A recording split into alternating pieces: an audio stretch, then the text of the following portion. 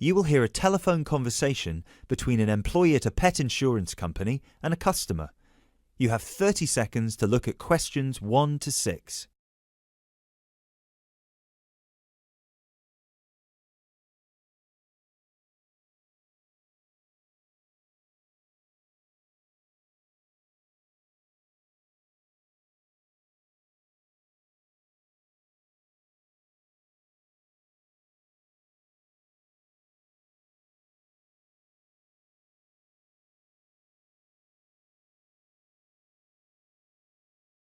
Pet Protect UK, how can I help?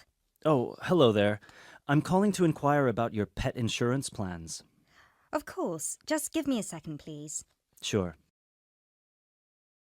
So, have you checked our website already to see the options we offer? I've had a quick glance, and I think I'm interested in the basic plan. Great. I need to just ask a few questions first then. Is your pet a dog, a cat, or a rabbit? It's a dog. And is it a puppy or... No, he's 3 years old. Right. May I ask, has your dog been insured before?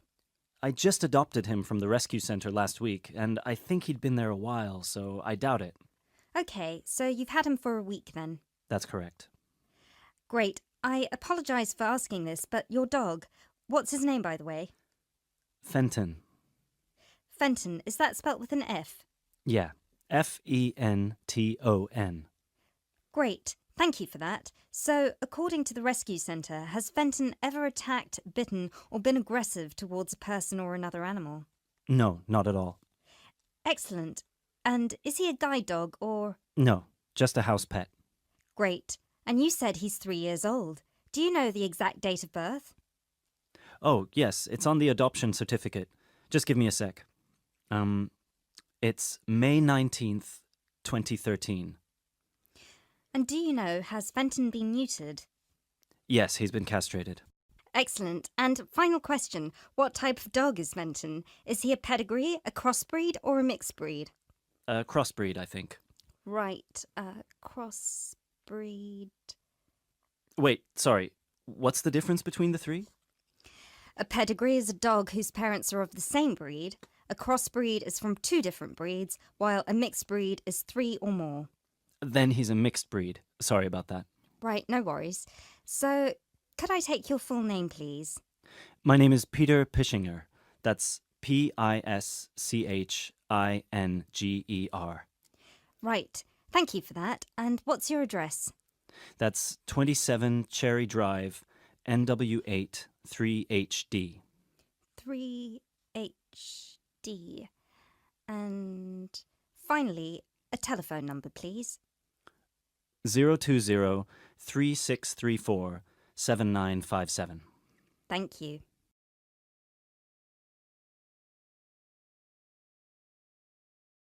You now have 30 seconds to look at questions 7 to 10.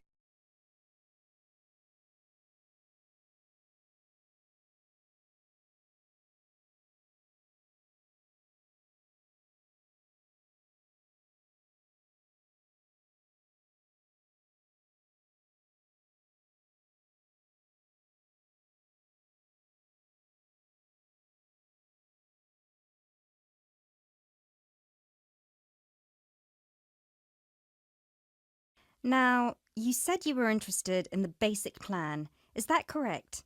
Yes, that's correct. May I ask, are you planning to switch insurance providers after the first year of your pet insurance, or is there a possibility you might renew with us? I haven't really thought about it. Why? The reason I'm asking is because if you plan to renew with us, it might be worth considering our premium or ultimate premium plan. With the basic plan, you will have to pay the same fee of £8 per month regardless of how long you stay with us. If you choose one of our other 2 plans, though, you will receive a discount for the first 6 months. You'll only have to pay £12 for premium and £15 for ultimate. And then, depending on your circumstances, you might be eligible for further discounts after your first year, depending on how many expenses you claim. If you claim less than £300, you'll have to pay the same as for the basic plan, but receive the cover provided by the premium plan. Huh. Is that something you might be interested in? I'll have to think about it. Is it possible to switch to one of the other plans later on? Yes, of course. You can always upgrade. Let's stick to the basic plan for now then, and then I might call you back to switch. No problem. So, what happens now? Well, first we would need you to come over with little Fenton so we can have a look at his documents and medical history. We'd also need you to get him to the vet for a quick checkup. All of this is standard procedure before we can proceed with the insurance plan. And then, when all that's done, you can either set up a direct debit in person or you can call us back and do it over the phone. Right. And the basic plan will cover... Well, the basic plan covers veterinary fees, obviously, plus a few more things such as boarding costs, loss by theft or straying, advertising and reward, death by accident or illness. You can find a comprehensive list on our website, or I could forward it to you via email if you prefer. Thanks. I'll check the website. No problem. So, shall we book you an appointment so you can come over?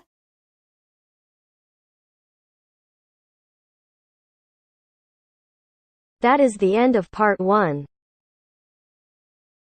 You now have half a minute to check your answers.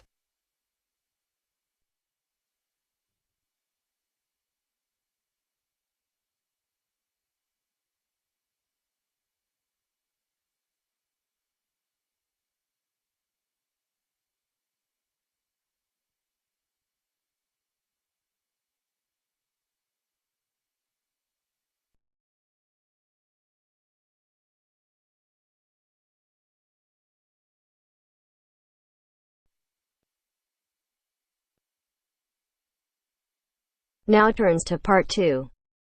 Part 2. First, you have some time to look at questions 11 to 17.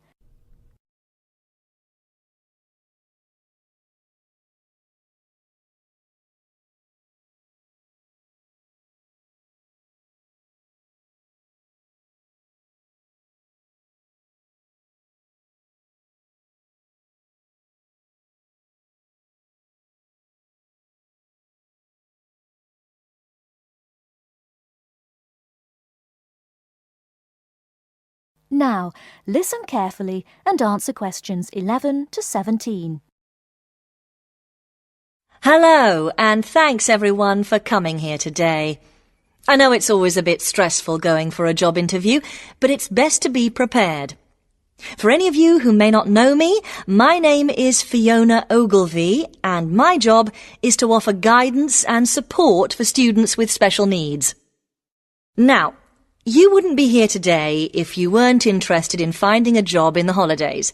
So let's get down to it and see what things you need to be looking out for. Most of you, I hope, will be applying for jobs with the companies that have been recommended by the university. The reason for this is that we here at the university already know these companies and have established good working relationships with them. I've also been to visit all of them and checked out the facilities they have to offer. You really need to make informed choices when you're looking for a job and make sure you know before you even get to the interview stage that your needs will be met. But I know that some of you are applying for jobs independently and have looked at companies outside the university recommended list. So for you, it's best to plan ahead and be aware of what it is you may need while you're working. Things that you need to check when you go for an interview are there enough toilet facilities and are these easily accessible? Also, you want to check that all the public areas inside the building are barrier-free, so you can get direct access to these public spaces whenever you need to. And ask about ramps into the building, so you know how many there are and where they are located. These kinds of things are so much more difficult to sort out when you've started work, as they take time. But ramps are an absolute must, so please make sure you know where they are. Another thing you must make sure of is that the lifts have the correct lowered control panels. Ask if all the lifts have this facility or if it's only certain ones. Now, something I think that is often overlooked is working hours. What you want to make sure of is that you get flexi time.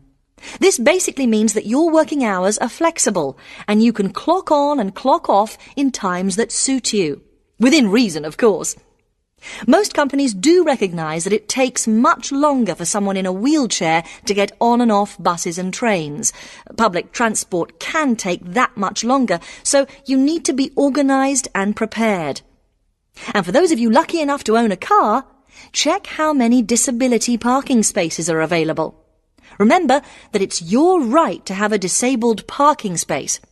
These also need to be near enough to a wheelchair accessible entrance or ramp. OK, are there any questions before we move on? Before you hear the rest of the talk, you have some time to look at questions 18 to 20.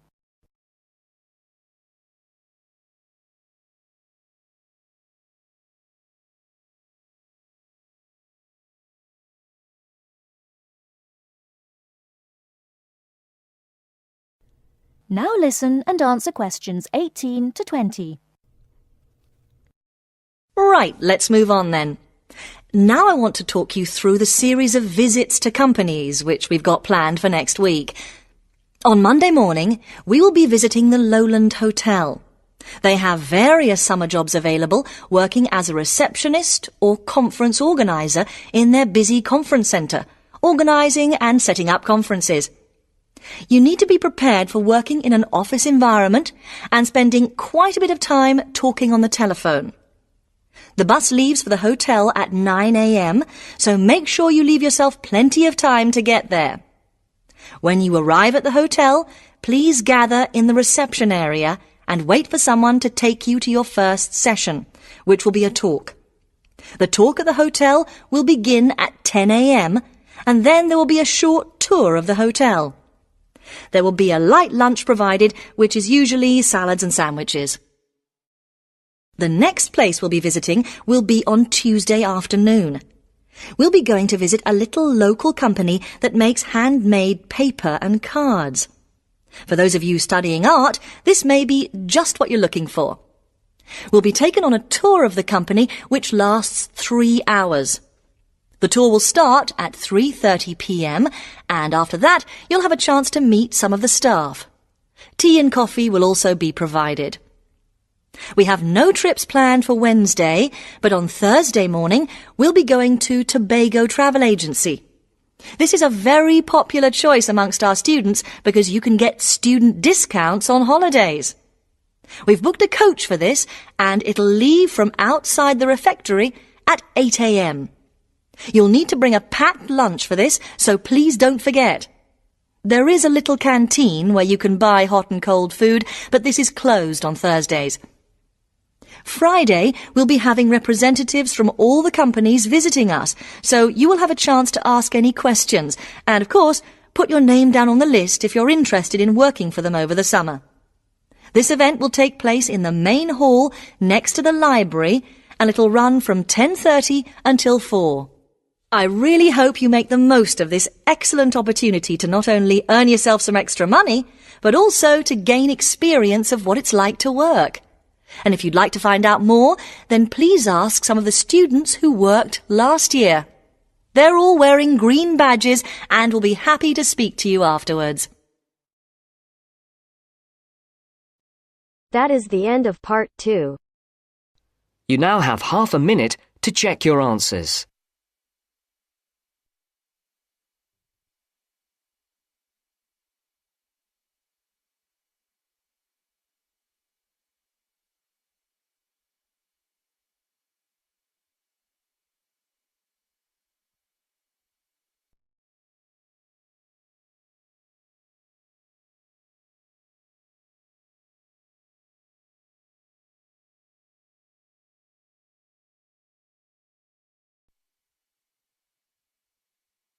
Now turns to part 3.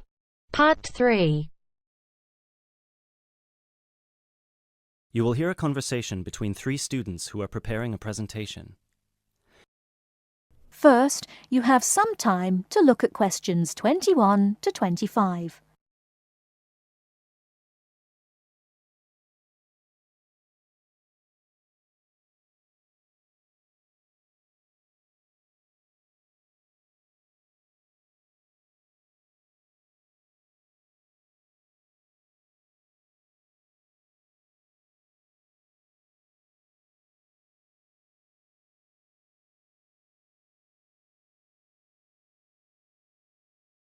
Now listen carefully and answer questions 21 to 25. Hey guys! Oh, hey Gail, you made it. Yeah, sorry. I was stuck at the library paying late fees. Have you guys started going through the data yet? Yeah, we've already collated it and we've started designing the graphs we're going to use in the presentation. Oh, really? That's fast. Well, anyway, here's what we've got so far. Okay, so... Wow, 38% said they thought about quitting school in the first year. That's a huge number. Yeah, and only 10% said they were happy at school from beginning to end. Amazing, isn't it? Yeah, I thought the majority would be happy here. Well, just remember that about 30% of the school population are foreign students, and from the UK students, only 2% are actually from the area. So, I guess it makes sense that people would miss home. Yeah, but to want to actually quit school. Well, they didn't want to exactly, they just thought about it. Okay, so how should we organise the presentation? What did you guys decide?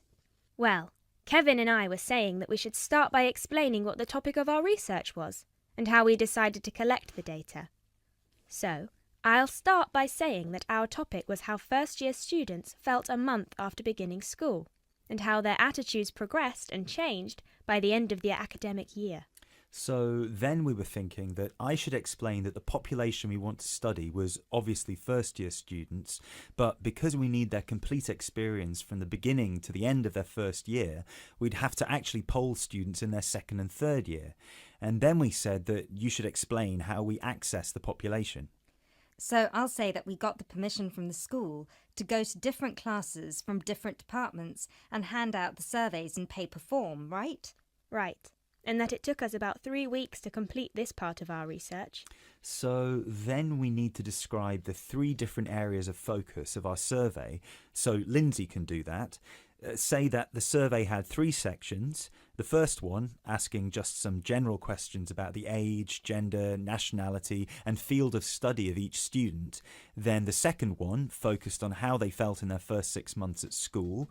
And the third, how they felt in the summer after their first year was complete. That sounds good.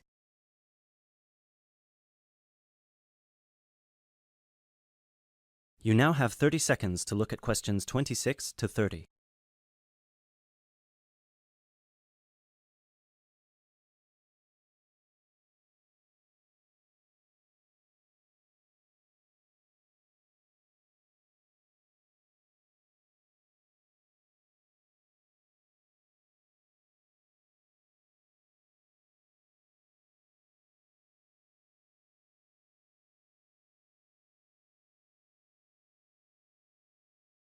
Okay, so let me see the breakdown. Okay, so we've got an equal distribution of boys and girls. That's good. Almost equal. 51% of the participants were boys, the rest were girls. Right, and 70% of the participants were British, while the other 30% were... 10% were from America and Asia, 2% were from Africa, and 18% were European. We had a small number of Australians as well, 0.03%, so I guess Europeans were 17.97% if you want to be precise. Which we should. Anyway, and obviously the age was all 20 or 21, with a few 19-year-olds. Only about 5%. No, wait. 4%. Right? No, it's 5%, look. Right, okay, so Lindsay will describe the 3 sections, and then you, Kevin, you'll describe the demographic and geographical breakdown, and You can start with the graph, and then we'll all explain the data together. Right, so we'll put this graph up on the board and explain that most students experience some form of homesickness or mild depression in the beginning of their course. But we need to point out that by the end of the year, it was only 5% that still felt like quitting school. Yeah, but remember that we didn't actually have the opportunity to interview or poll any of the students who left school, so the information we have only relates to current students, and those numbers might be bigger in reality. Yeah, I guess we need to mention that.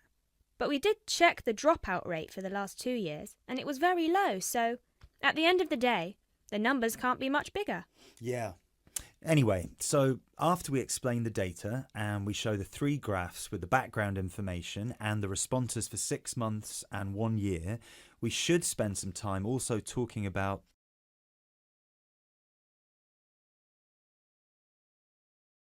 That is the end of part 3. You now have half a minute to check your answers.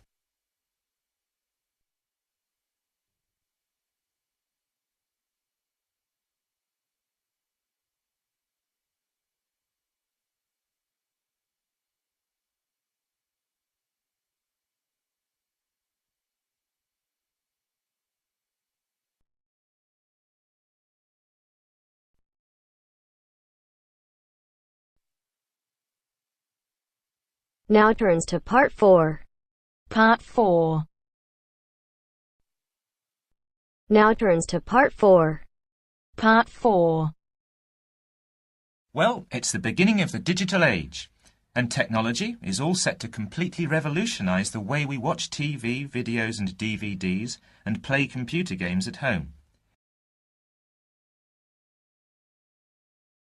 First, you have some time to look at questions 31 to 40.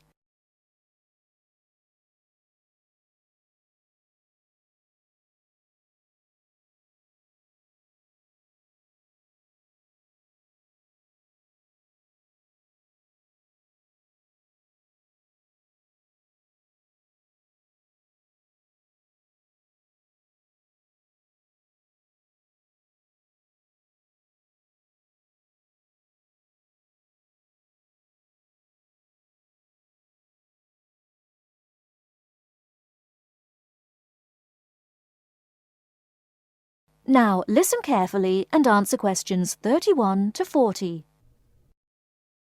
Well, it's the beginning of the digital age, and technology is all set to completely revolutionise the way we watch TV, videos and DVDs and play computer games at home. Here to tell us more about how we will be spending our leisure time at home in future is Anna Zabel. Hello. Yes, there will be huge changes in the way we use television, radio and new media in future. By this, I mean we will be able to do what we want, where we want and when we want. The result is that our homes will increasingly become home theatres, and all our entertainment at home will be available at the touch of a button. Now, most home entertainment these days is delivered over wires, but this is changing thanks to high-speed broadband. Downloading will become easier, and studios will eventually release movies, songs and video games directly to the consumer. So, for example, instead of a film opening on the big screen and eventually appearing on television, video and the internet, it can appear in all formats at once. This means that we will have more choice and control over the media we use. So, how will we use this media in our homes in future? There will be big changes in how we watch video and television. Several research groups and companies are trying to add depth to TV and other video displays in the form of a third dimension. So, television and video screens will have depth. What do you mean by depth exactly? Do you mean 3D, like a hologram?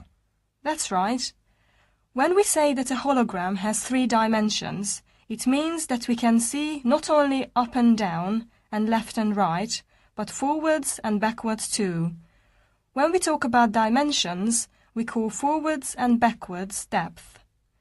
So when we say that a hologram has 3 dimensions, it means we can see up and down and left and right, just like a picture or photo. But we can also look into the hologram because the image it contains has depth. So instead of watching films on a flat screen, we will be watching them in 3D? Absolutely. Well, as we live in a 3D world, we shouldn't really be watching television and films in 2D, and the technology to make this happen is already there. 3D screens are being developed which can be placed throughout the house, even in busy areas of our homes like doorways and halls. Now, these screens appear to float in air. So in the future, 3D holographic images will be sent into our homes, and we will be able to experience the action as if it is taking place right in front of our eyes. So, the action won't just look real, it will be real. Incredible! How does this technology work? Well, to get true 3D, each of your eyes has to see a slightly different image. 3D screens interweave multiple images in vertical stripes using special coatings and filters built into the screen. This means that each eye sees a different set of stripes. These screens are called lenticular screens. Now, these screens are easy to produce, and some laptop PCs and cell phones already have them. However, lenticular screens do have one disadvantage. The strain on the eyes and brain of putting together a 3D image from two flat ones can result in headaches and dizziness. But a few companies have developed a hologram 3D display which does not cause these problems. Instead of building images, then leaving them to the brain to put together, holograms create a whole image that reaches the eye exactly the way light from a real object does. You can even walk part of the way around a holographic image to see side and back views, just as you would do if the object was right in front of you. Twin holograms will let a couple watch two different programs on the same screen, even if they sit next to each other on the living room sofa. So no more arguing about which program to watch. That's right. Patio screens are being developed too. Patio screens? What are they exactly? Well, a patio screen is a big inflatable screen, which means you can take it outside your home and watch a film in your garden. Some patio screens are even equipped with DVD players, and some new ones may even have a wireless connection. Amazing developments there. Well, join us after the break when we will be talking. That is the end of part 4. You now have half a minute to check your answers.